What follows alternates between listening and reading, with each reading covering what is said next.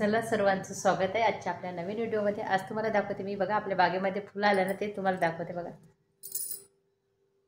इतकं सुंदर फुलं आहे, खूप जास्त कड्या आल्या होत्या ना, म्हणून एक मी तोडलं, नाही तर मला तोडायचं तर मन होत नाही तसं। बघा हे आपली पिशवी तयार आहे, फक्त नाळे लावायचे आहे। सकाळीच करत होती, थोडी साईडला जोडून घेतली। आता थोडे कामं आवरून घेते आणि मग नंतर पिशवी पूर्ण करते। सकाळ झालं ना, थोड्या तरी वेळानंतर मला बागकाम केलं नाही ना, करमत नाही।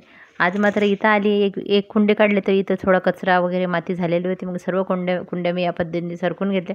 हे काम असं आहे की हे कितीही केलं तरी हे काम न संपणार आहे, कारण कधी पाणी, कधी खत किंवा अशी बाकीची सर्व कामं इथं करावं लागत असते। आणि या कामामध्ये आहे ना, मला आनंद खूप मिळते, छंद यालाच म्हणत असते की जे काम केल्याने आपल्याला कंटाळा येत नाही, आनंद मिळते आणि ते काम करतच राहावं असं वाटते। पण नंतर मुलगी म्हणे की भूक लागली, म्हणून मी अर्धवट काम सोडून शेवटी मला खाली जावं लागलं।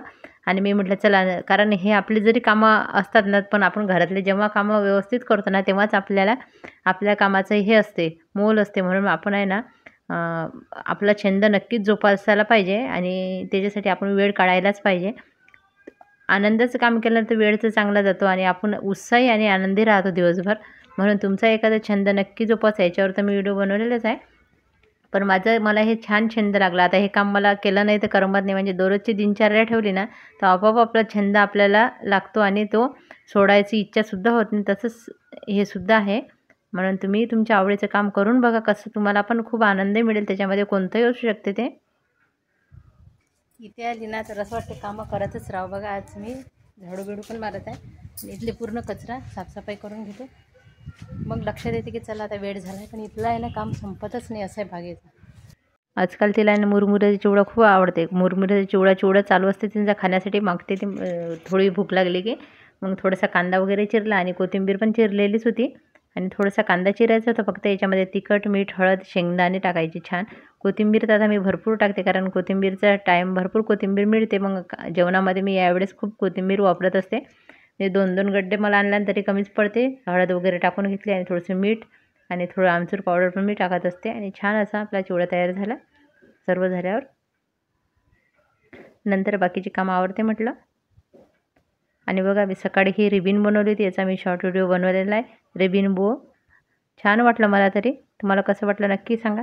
आणि आहे ना, कालच्या पिशवीला नाळे लावायचे होते तर मला करमत नव्हतं। मी म्हटलं पिशवी पूर्ण करायचीच होती मला आज, आणि हे नाळे लावण्यामध्ये थोडासा वेळ लागला मला, कारण मध्ये आपले कामं चालूच असते। आणि आज बाहेर किराणा घ्यायलासुद्धा गेली होती, मग आल्यावर मी नाळे लावले बघा।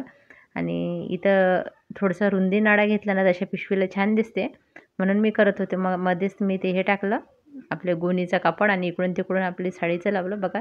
अशा पद्धतीने छान असे नाडे लावून घेतलेले आहे। नाडे पण चांगले असले पाहिजे म्हटलं, कारण भाजी आणावं लागते तर मध्येच तुटायला नाही पाहिजे, म्हणून चांगली अशी शिलाई मारून घेतली आणि छान झाली पिशवी। बघा कालची राहिलेली पिशवी आपली पूर्ण झाली आहे। आज नाडे पण करून घेतले, सकाळी थोडंसं केलं आणि आता थोडा किराणा वगैरे घ्यायला जायचं होतं। आता आल्यावर इथे बघा, इथे मग मधात मी असे 2 खाचे केलेले होते, हे तुम्हाला दाखवलेच होते का। पण इथे एक असा मोठा केला ना, तर याची भाजी ठेवायला आपल्याला सोपं जाते। आणि एक असं हे असं केलेलं आहे। आणि इथं आहे ना, मी थोडीशी अशी टच बटन लावले, म्हणजे जास्त वजन झालं तर असं नाही होता, ते आपण असं बटन लावू शकतो अशा प्रकारे। आणि अशी झाली आजची पिशवी आपली। चला आता पूर्ण वस्तू दाखवते, आज एका साडीपासून काय काय बनलं आहे बघा। एक ही अशी छोटी पिशवी, हे तर मी तुम्हाला दाखवली होती, आज पूर्ण दाखवते। आणि ही मोठी भाजीसाठी कप्पेवाली।